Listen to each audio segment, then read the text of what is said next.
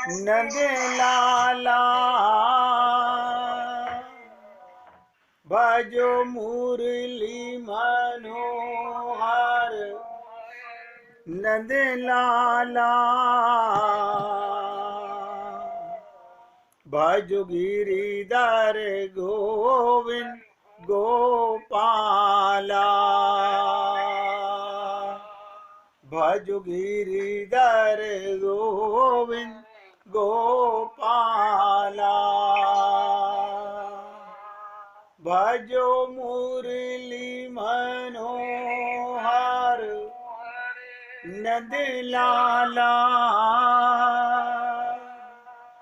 भजो मुरली मनोहर नंद लाला भजो गिरिधर गोविंद गोपाला भजो गिरिधर गोविंद गोपाला भजो मुरली मनोहर नंद लाला भजो मुरली मनोहर नंद लाला भजो गिरिधर गोविंद गोपाला भजो गिरिधर गोविंद गोपाला बोलिए वृंदावन बिहारी लाल की जय जय जय श्री राधे जय जय श्री राधे। सभी भक्तों से निवेदन, सत्संग रूपी अमृत का एक एक शब्द अगर हृदयंगम करेंगे तो जीवन अवश्य सार्थक होगा। ऐसा समझिए कि सत्संग अमृत के समान है। जैसे शरीर के लिए संसार की आवश्यकता है, इसी प्रकार आत्मा का भोजन सत्संग है। अब कुछ दिन तक आपके साथ इस सत्संग रूपी अमृत पर चर्चा करूंगा। इसके बाद कोई लंबा टॉपिक जो 3, 4, 6 महीने चले उस पर चर्चा करने का प्रयत्न करेंगे। और सभी भक्तों से निवेदन कर रहा हूं कि सैटरडे को आप सबको भाई जी ने अपने यहाँ होली के उत्सव पर आमंत्रित किया है। सभी भक्त लोग समय पर 11 बजे तक वहां पहुंचने का भरसक प्रयत्न कीजिए और उस होली रूपी उत्सव का, सत्संग का संपूर्ण आनंद लेने का प्रयत्न करें। ये मेरा सभी से निवेदन है। देखिएगा, जैसे शरीर को चलाने के लिए हम लोग जितने भी साधन करते हैं उनसे केवल शरीर का पालन पोषण होता है, शरीर का निर्वाह होता है, शरीर की देखभाल होती है, वो भी बहुत आवश्यक है। लेकिन क्या केवल इस मृत रूपी शरीर के लिए ही हम अपना जीवन भर गंवा दें? ना, ये जरूरी नहीं है। इस देह में हरि मिलते हैं, वो हरि को पाने के लिए वो भोजन कब लेंगे जिससे हमारा सदा के लिए कल्याण हो जाए। 84 लाख योनियों से हमारा छुटकारा हो जाए। क्या ऐसा कभी पॉसिबल है? पॉसिबल तो है। अगर चाहना हो, इच्छा हो, तृष्णा हो, प्यास हो भगवान को पाने की, तो रहा है। आप लोगों ने सुना, जहां चाहा है वहीं रहा है। सबसे पहले एक विशेष बात पर चर्चा करना चाहता हूं कि लोगों के मन में एक बहुत भयंकर अपवाद चल रहा है। कोई कहता है कि भगवान का मतलब क्या? क्या भगवान बहुत सारे होते हैं? नहीं, एको नारायणा, एक ही भगवान है। वेद से लेकर हर ग्रंथ में एक नारायण की चर्चा की गई है। हमने कहा लोगों के मन में बड़ा भयंकर अपवाद रहता है। ब्रह्म किसको कहते हैं, परमात्मा किसको कहते हैं, भगवान किसको कहते हैं? ये तो तीन हो गए। मैं कहता हूं ये भगवान के तीन रूप हैं। एक ब्रह्म रूप है, एक परमात्मा स्वरूप है, एक भगवान स्वरूप है। देखिएगा, जैसे पानी को बर्फ भी पानी से बनती है और भाप भी पानी से बनती है। क्या आपके पानी की प्यास बर्फ से और भाप से पूर्ण हो सकती है? नहीं हो सकती। बार बार निवेदन कर रहा हूं, ब्रह्म ही भगवान का एक स्वरूप है, निराकार स्वरूप है। उसमें सारी शक्तियां मौजूद हैं, लेकिन उससे हम जीवों का कल्याण नहीं होता। मैंने आप लोगों से यह भी निवेदन किया कि ब्रह्म के उपासक जो भी संत महात्मा इस पृथ्वी पर हुए हैं, क्या उनका कल्याण नहीं हुआ? कल्याण तो हुआ, लेकिन क्या हुआ? उनका मोक्ष हो गया। वो निराकार भगवान के उपासक बनकर मोक्ष प्राप्त कर गए, 84 लाख योनियों में आने से बच गए। ये सत्य है। लेकिन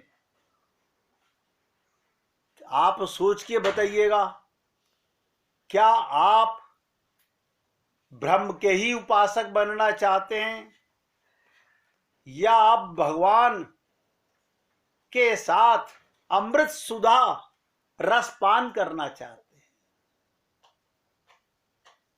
जब तक वो टेस्ट मुंह को लगा नहीं, कानों ने सुना नहीं, वो देखा नहीं, वो जाना नहीं, तब तक हमें पता नहीं चलेगा।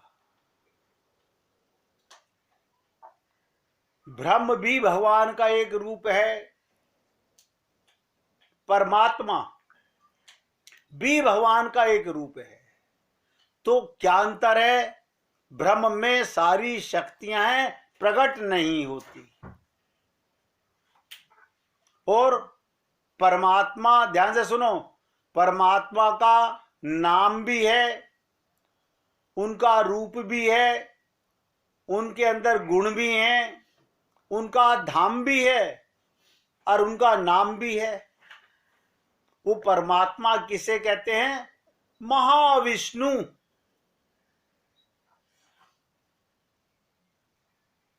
भगवान श्री कृष्ण सर्वोपरि हैं, उनका ही एक स्वरूप महाविष्णु है, जिसे वेदों में कहा गया कार्य कारिणी यो देसाई।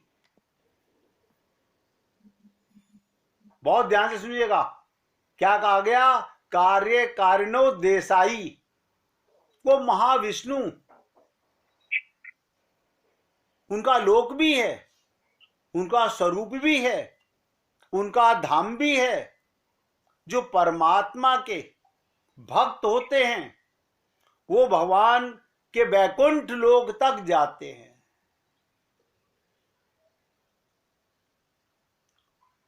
उनका दर्शन करते हैं, उनका दर्शन करते हैं। उसी, ध्यान से सुनिएगा, उसी महाविष्णु के 3 रूप हैं। अब ध्यान से सुनिएगा, बुद्धि मत लगाइएगा, समझने का प्रयत्न कीजिएगा। एक महाविष्णु कार्य कारणो देसाई,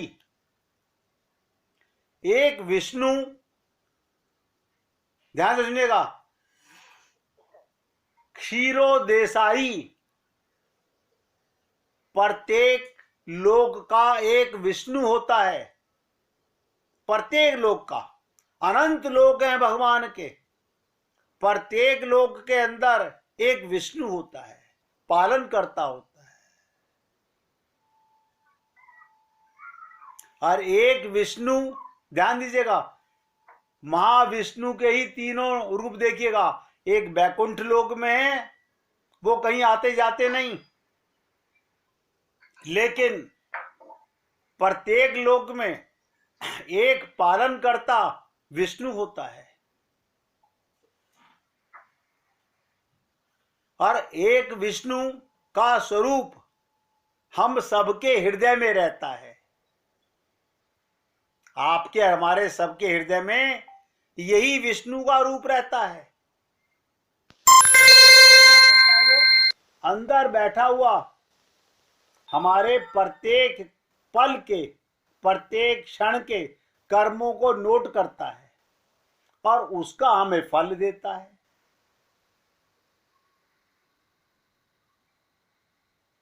सदा रहता है, उसने कभी आपको छोड़ा नहीं। और उस भगवान श्री कृष्ण, जिसे मैंने कहा भगवान लॉर्ड कृष्णा, वो लब लीला करने के लिए आते हैं, तो उनका एक स्वरूप जीव कल्याण के लिए कभी राम बन के, कभी कृष्ण बन के आते हैं। वही राम और कृष्ण बन के आते हैं। भगवान में क्या, परमात्मा में क्या और ब्रह्म में क्या अंतर है, वो समझ लीजिएगा। ब्रह्म में सारे गुण हैं, प्रकट नहीं होते। ब्रह्म का कोई धाम नहीं होता, वो निराकार है। परमात्मा का धाम भी है, नाम भी है, गुण भी हैं, और उनका धाम, उनका नाम, उनका स्वरूप, उनके भक्त भी हैं। लेकिन परमात्मा में केवल एक चीज नहीं होती जो भगवान में होती है, उनकी लीला नहीं होती। भगवान में नाम भी है, रूप भी है, गुण भी हैं, लीला भी है और धाम भी है, और उनके भक्त भी हैं। अब हमको जो आनंद, ध्यान दीजिएगा, ब्रह्म के उपासक तो भगवान से कभी मिल नहीं पाते। महालक्ष्मी के सखियां, परमात्मा के उपासक, उन्होंने भी चाहना की कि हम भगवान का रास में प्रवेश करना चाहते हैं, उन्हें मिला। वो सारी आत्माएं गोपियां बनके योग माया के द्वारा सब ने जन्म लिया ब्रज के अंदर, और वहां पर अपने को सदा आत्मा मानती रहीं और परिवार में व्यवहार करती रहीं। लेकिन आप और हम लोग पूरे अधिकारी हैं भगवान को पाने के।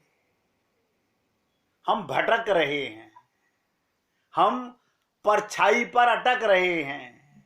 ये माया रूपी छाया हमें बेचैन किए हुए है। आप कहते हो रोज कि राम ही केवल प्रेम प्यारा, लेकिन प्यार तो हमको अपने परिवार से, बच्चों से, रिश्तेदारों से होता है, होना चाहिए। क्या मानकर? ये भगवान के रूप हैं। आपके घर में माता बन के कौन आए? भगवान। आपके घर में पिता बन के कौन आए? भगवान। पत्नी कौन आई? भगवान। पति कौन आए? भगवान। एक तरफ तो कहते हो त्वमेव सर्वम मम देव देवा, और भगवान ने श्री कृष्ण ने कहा वासुदेव सर्वम, पूरा संसार में स्वयं बना हुआ हूं। लेकिन हम लोग अंतर करते हैं। सब में भगवान है, हम नहीं देख पाते क्योंकि उनके अंदर अपना परायापन करते हैं। एक छोटी सी लीला के माध्यम से समझने का प्रयत्न करते हैं, और ये लीला मैंने 2-3 बार पहले भी सुना चुकी है, कई बार सुनाया आपको। परछाई।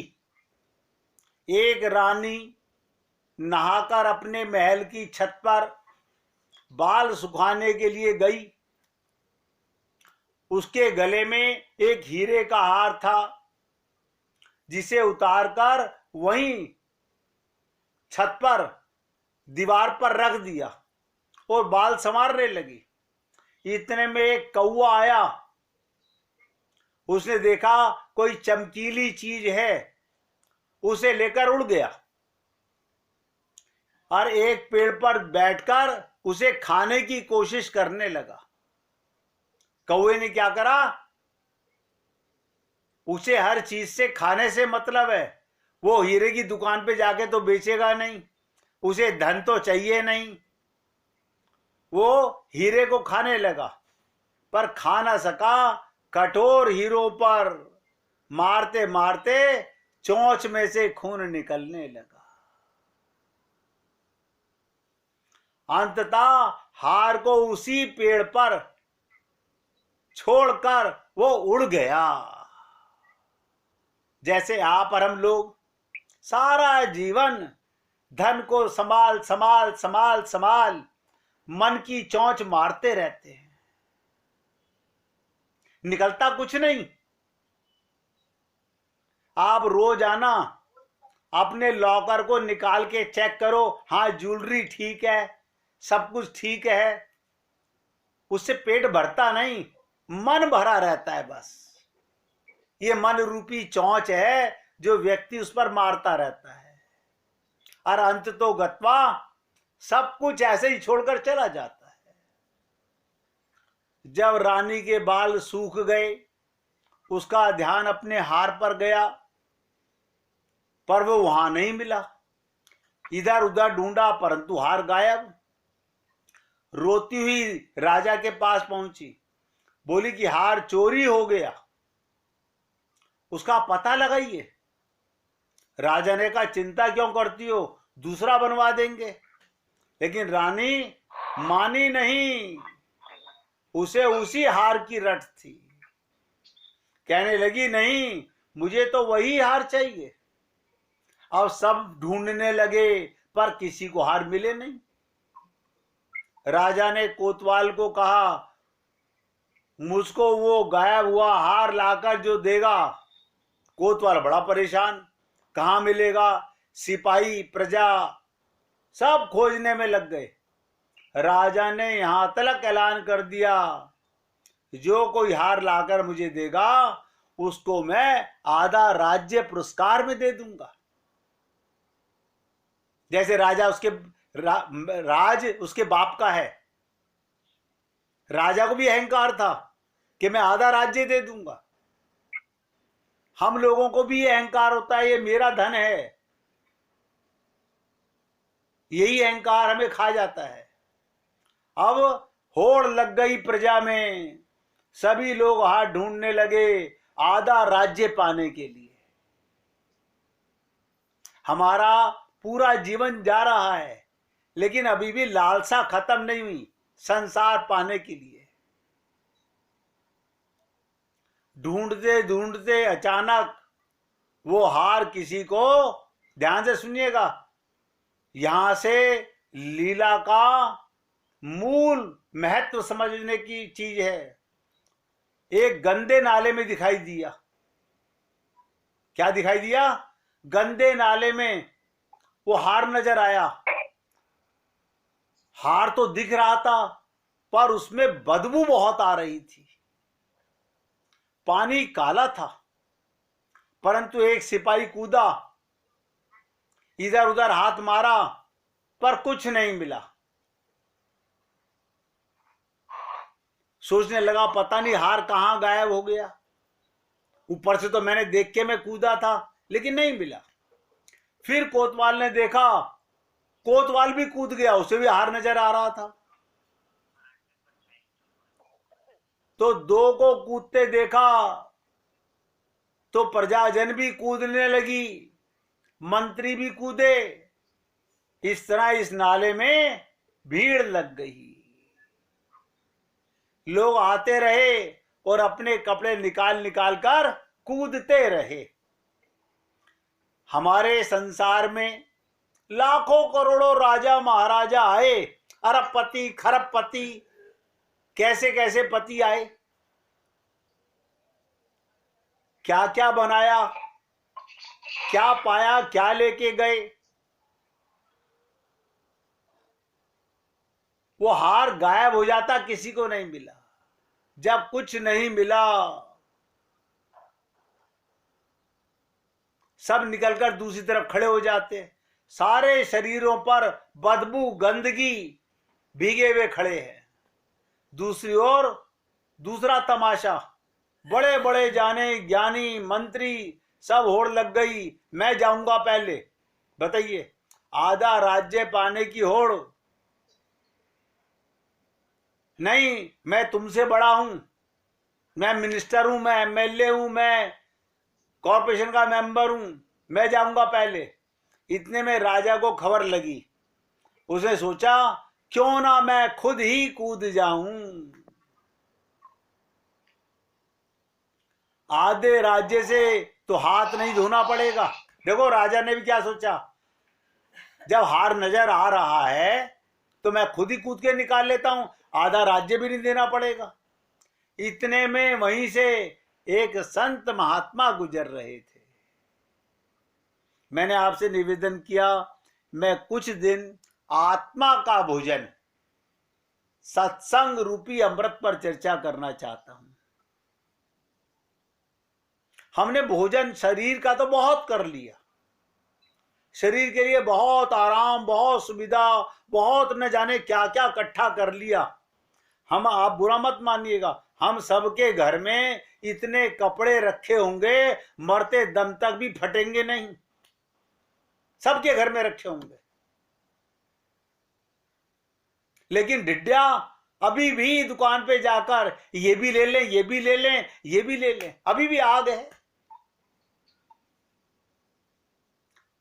वहीं से एक संत गुजर रहे थे, उन्होंने देखा तो हंसने लगे, ये क्या तमाशा है। राजा, प्रजा, मंत्री, सिपाही सब कीचड़ में लथपथ। ये माया क्या है? सांसारिक कीचड़, सब इसमें लिप्त हैं। लोगों ने कहा महाराज बात यह है, रानी का हार चोरी चला गया, वहां नाले में दिखाई दे रहा है, लेकिन जैसे ही लोग कूदते हैं वो गायब हो जाता है हार, किसी के हाथ नहीं आता। संत हंसने लगे, भाई किसी ने ऊपर भी देखा, किसी ने ऊपर भी देखा? ऊपर देखो, वो टहनी पर लटका हुआ है, नीचे तो तुम देख रहे हो, वो तो उसकी परछाई है। ऐसे ही आनंद और आनंद की परछाई, ध्यान दो, आत्मा का आनंद और शरीर को परछाई में सुख नजर आ रहा माया में। क्या महल बन गया, क्या मर्सिडीज गाड़ी आ गई, क्या अरबों खरबों रुपए आ गए। सब अधम में जाने के लिए माया में लिप्त हैं। ये कहानी का मूल तत्व क्या है?